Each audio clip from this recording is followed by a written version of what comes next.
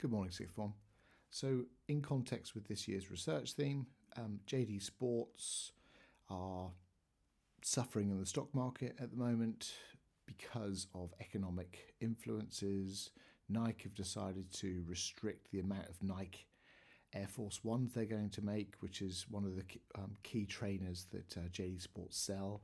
So this is a little bit of sales forecasting, stock control, external influences, and maybe a little bit of capacity utilization as well when we look at this simple 4 marker. I know paper 3 does not have 4 markers in it, but we need to also revise technique for paper 1 and paper 2. The aim in paper 1 and 2 is if you can get 100% on these easy 4 markers, they're quick, you've got 5 minutes to plan and write them and move on. That's 16% of each of those papers. And then if you get level 4 on the other essays, you're into A, maybe A star territory. So it's important that you don't waste time on these 4 markers. Again, like the 8 marker in paper 3, it's a time trap, they're easy. There's a simple technique, but many of you still overwrite these. So don't. 5 minutes, that's all you need. And it's a really simple technique. So here's an example. We're not going to go through this one, but just to talk about the technique, we can see this is a past paper question from paper 1. We did this one in class ages ago. But one limitation, okay, so we know what we're talking about. We don't need counter arguments. This isn't an essay. And we know that we're doing secondary market research, so K for our knowledge. Extract D is here, and we're looking for evidence and limitations of this data.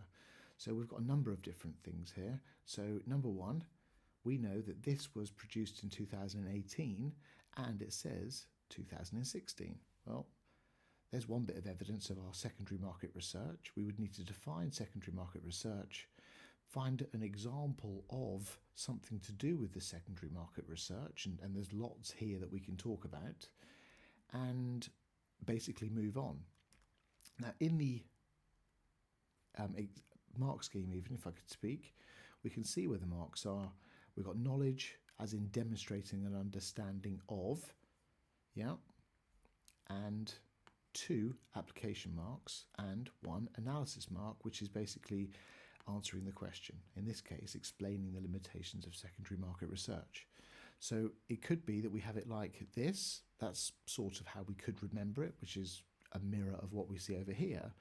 But the common mistake is students will miss one of those. So if you think about it like this and literally write it as a list, you've got a better chance of not missing this second application point. A common mistake is also we get multiple analysis points. The impact of this is, the impact of this is, the impact of this is, and students write a half a page of A4. There's only 1 analysis mark, so why would you write about many limitations?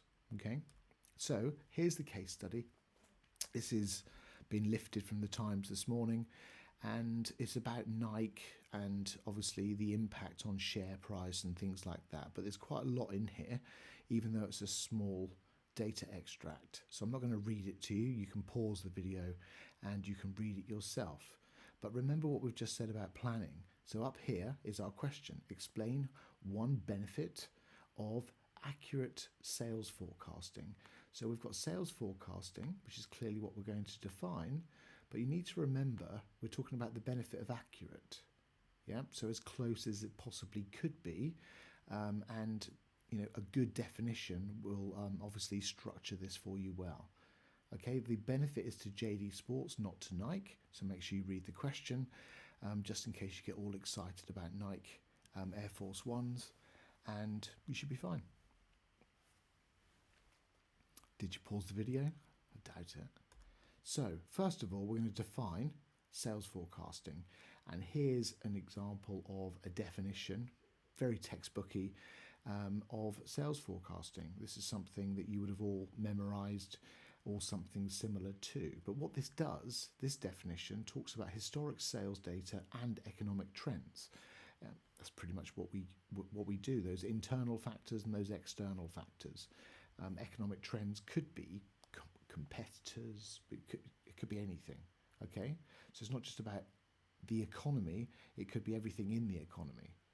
So then we're thinking about one factor, and you'll see this popped up at the same time at the top. So one example and one factor here. So one factor that could impact forecasting is Nike has warned of a revenue decline in the first half of 2025. Okay, so this is something that could impact that sales forecasting, positive or negative, but it's going to impact it. We're looking for contextualized examples. Now here, I've written another factor. This is to prompt me as a student to remember to write the second application point. And if you use simple language, one factor, one example, whatever you want to use, write it on separate lines and condition yourself to remember the second application point.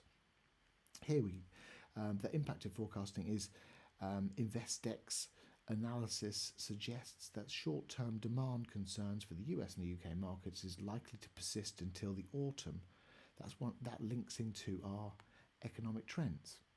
Okay, and we've got a big partner up here who is forecasting a decline, and that's going to impact our stuff as well. And then we answer the question. And remember, we only need one analysis mark. So overall, accurate sales forecasting, so it's not just sales forecasting, would allow JD Sports to manage inventory levels better, avoiding overstocking low demand products such as Nike Air Force One. Now, the question doesn't mention Nike Air Force One. Now, if I just answered this as in inventory levels, avoiding overstocking, we risk not getting this analysis mark because it would be abstract. So by sticking in Air Force One at the end of that, we contextualize our impact. Okay, very important you understand that your analysis needs to be contextualized as well.